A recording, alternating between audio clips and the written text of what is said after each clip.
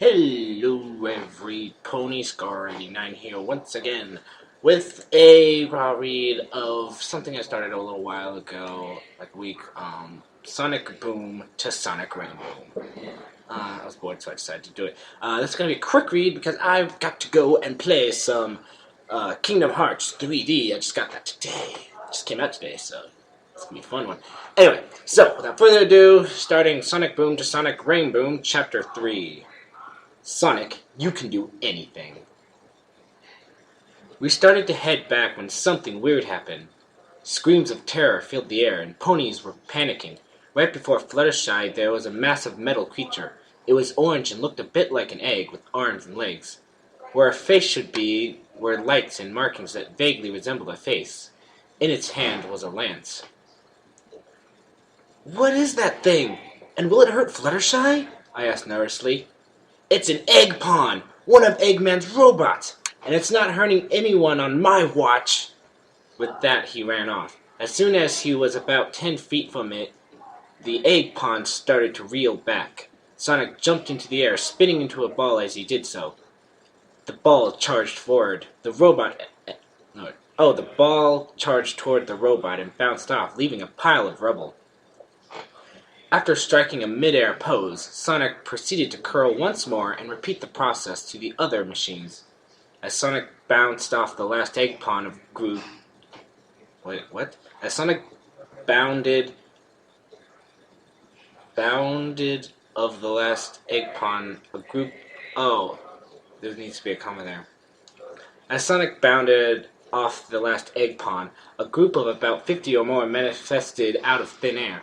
Without even breaking pace, Sonic landed and ran at them. He sped up as a blue aura formed around him.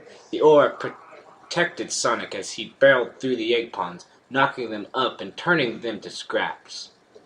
As he came to a stop, Sonic bounced in the air, caught himself with one of his hands, and whirled his legs and body around. Following this, he spun on one hand and went on to lay on his side, with one hand holding his head up, one leg arched in front of the other, and the other hand pointing towards just above his legs. "That was amazing!" I told him, still in awe. It was nothing," he repeated after springing to his feet. "Nothing? You just single-handedly just stomped like 70 egg pawns!" "I'd have to agree with Rainbow," said a voice that came from a violet mare. She had a purple mane with pink streaks in it. Her cutie mark was that of a burst of magic. "That was very impressive." "Hey, Twilight!" I smiled at my friend. "Good morning, Rainbow. Who's your friend?" "I'm Sonic. Sonic the Hedgehog," he informed her. "Pleased to meet you, Sonic. I'm Twilight Sparkle," she told him. "Where are you from?" "That's kind of a long story," Sonic said. Gather the others, Twilight. I want them to hear," I demanded. And these are very short chapters. That all was just chapter 4. Or chapter 3. Yeah, this is chapter 4. My bad. Chapter 4 doesn't seem to be any much longer. Once it loads. Thank you, slow computer. Okay. Chapter 4. Down in the base. I guess Mick... This is Sonic Colors reference. "I guess McNosehairs found out that I'm here and started to send egg pawns over," Sonic concluded his story. Silence fell over the library. Every pony was letting the situation sink in for a bit. Even though I knew the answer, I couldn't help thinking, could this be true? I knew we had to help him. He may not be showing it, but I could tell he was worried. His situation reminded me of when I was stuck at the bottom of Ghastly Gorge. I thought I would be stuck there forever. When all hope was lost, my pet tortoise Tank came to my rescue. Just like I need help then, Sonic needed help now. "Come on, you guys, we need to help him," I broke the silence. "Rainbow's right," a weak voice claimed. It came from Fluttershy. She was a shy mare, though she warmed up to Sonic quickly after he saved her life. Her coat was yellow with a pink mane. Butterflies covered her flank. "I reckon it's the least we could do," Applejack agreed. She always wore a hat over her blonde mane, which she tied toward the bottom. Her fur was deep orange, with apples on her flank. "Let's do it!" Pinkie bounced. "Sounds like a plan," Twilight coincided. "If those gems are needed, I can find them in an instant," Rarity added, her curly purple mane flowing against her white body as she showed him her diamond cutie mark. "Guys, before we head off, can you tell me something?" Sonic asked. "Sure," I told him. "What's with the tattoos on your side?"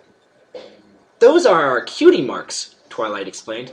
"They appear when a pony finds their special talent, and it signals what that talent is." "Oh, that's pretty interesting." "Don't you get something similar?" Pinkie asked. "Not really." A knock came to the door. "Excuse me 1 minute." "Guys, please be quiet! You're really loud." "Daniel, please." "I'm sorry. Everyone's really loud in my house today." Not really. A knock came to the door. "I'll get it," said Spike. He was a purple baby dragon with green scales going down his spine.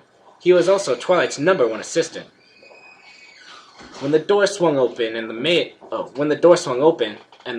a tan pony with a gray mane and skull cutie mark, and Princess Celestia,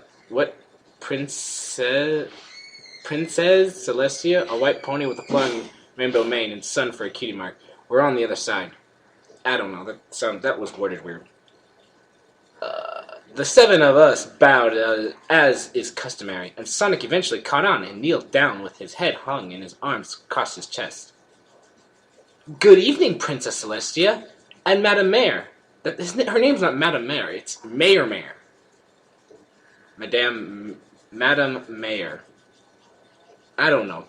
This person, I'm hoping, will get better as the story goes on. I don't know. "How can we help you?" Twilight asked. "Good evening, my prized pupil," the princess began. "We were told that the hero that saved all Ponyville was here." Her eyes scanned the room.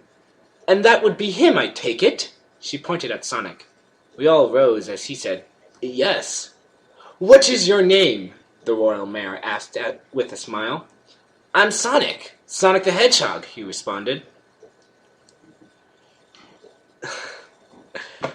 "Do you always have to Sorry, that was the dog. "Do you always have to introduce yourself like that?" I cut in. Sorry. Force of habit." He looked back to Celestia. Well, Mr. Sonic, thank you for saving our town," the mayor said. Sonic just smiled. I'd like to thank you as well. Who knows what they would have done to all of Equestria if you didn't stop them," Celestia added. "Seriously, it was nothing," Sonic said with a smug grin. "Now, where are you from?" Celestia questioned. Sonic summarized his tale. "So you must collect these emeralds to return to your world," Celestia rephrased. "Yeah," Sonic confirmed. "Well, in that case, I'll provide you somewhere for you to spend the night." Oh, that's the mayor's mind. "Well, in that case, I'll prepare somewhere for you to spend the night," the mayor offered. That sounded a lot like Rarity. I don't know why, but it sounded a lot like Rarity that type of way. Outside, Luna's starry night could be seen. "Thanks, but that won't be necessary," Sonic corrected. "I don't really have a house at the moment, so I'd just sleep in a tree or on a plane or something." "Well, if that's what you want to do, but please make yourself at home," the mayor told him. Looks like you are all in for a big day tomorrow, so we'll leave you to sleep," Celestia said. I can't do Celestia for some reason. After saying our goodbyes, we all headed home, except for Sonic, who decided to sleep on the leaves of the library. Tomorrow, the hunt would begin. That was the end of Chapter 4. These chapters are very short, but they are actually very interesting. So I will read one more, and then I'll leave you guys to do whatever it is you guys do when you're not listening to me, which is about all one of you. And yes, I know who you are. No, I don't. Chapter 5, Supersonic Racing. Oh, my. Yeah, Sonic R's. Bad game. Don't play it, people. It's not that good. Well, I mean, it's not that bad of a game, but it's not that good of a game either. It's not a good It's not a good racing game.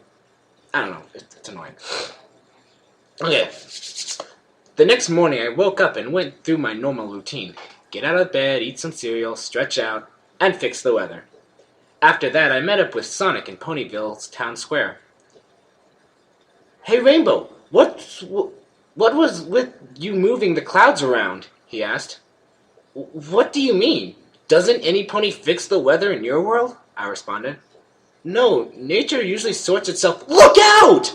He jumped in the air and pushed me as a bright yellow-orange light crossed behind him. Whoa! Thanks! We looked to where the shock came from. There, a metallic version of Sonic's... Metal Sonic, what's he doing here? A metallic version of Sonic stood. It had a hole in its chest with yellow plates going into it. He had claws instead of fingers. Well, if it isn't Metal Sonic, Sonic taunted. Metal Sonic? I pondered. Sorry. Inferior robot copy of me, Sonic clarified. Incoming transmission, it said in a voice that echoed and fluctuated in an unnatural way. Suddenly, Metal's they called him Metals. No, it's Metal Sonic, not Metals. Metal's red eyes turned blue and an image popped out.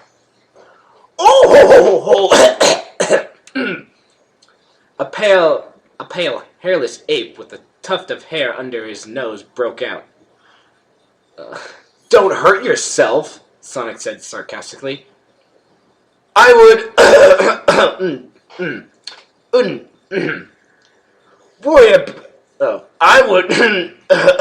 worry about me, not when Metal here is tracking an emerald near a clearing with a ruin in a forest, the ape corrected. Why would you tell us that? I asked. Because! He searched for a justification as a smug grin came to our faces. Shut up! Looks like you got him. Good job, Rainbow, Sonic congratulated. Now, where is this ruin? It's in that direction. I pointed to the Everfree Forest. But it's really dangerous. Never stopped me before, he remarked as he darted out. The doppelganger chased after him, and so did I. We were neck and neck, trying to whack each other. Okay. A blue blur was headed to the Everfree Forest right ahead of us. Just before it entered the forest, I caught up alongside it, managing to knock Metal Sonic away. The blur shaped into the familiar hedgehog when I caught up alongside it. Wow, I'm impressed. You really are fast, he congratulated, trees zooming around us. Well, I hope this isn't top speed, I quoted. Trust me, it's not, he quoted back. The Repula caught up again. Flames shot out of its back, and its eyes were focused on us. Allow me, Sonic boasted. He leaped into the air, curled up, and shot at his twin, who was sent rolling on the ground. How do you do that? I asked. What? The homing attack? He wanted to know. I guess so. I just jump in the air and dash at the target. Behind us, lightning was surging. Metal Sonic was encased in it. I flew over and Sonic jumped it, managing to homing attack the robot when it went ahead. That was really phrased really weird. Okay. That thing doesn't give up, I commented. The Everfree Forest has always been weird, but something was even more amiss. A slope curled into a ceiling and then sloped down to the ground. Sonic showed no signs of going around the loop. Oh, there's a loop in the Everfree Forest. How quaint.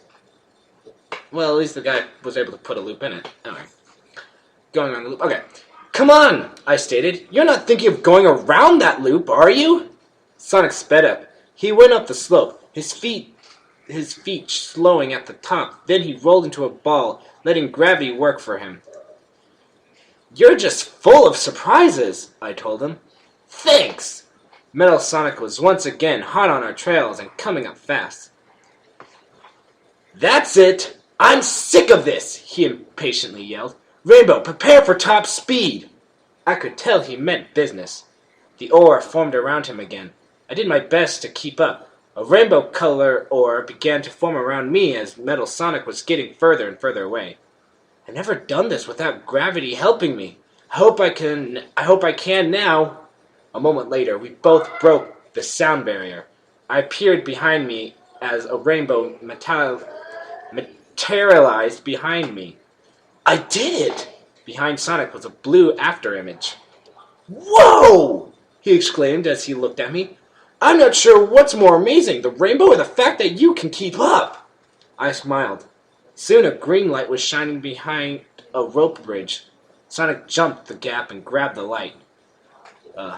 We got it! I yelled. We bro-hoofed as Metal Sonic came up. Ugh, he put bro-hoof in the story. That's the first time I've ever seen the word bro-hoof in a story. Good job, whoever wrote this story. Incoming transmission, he repeated.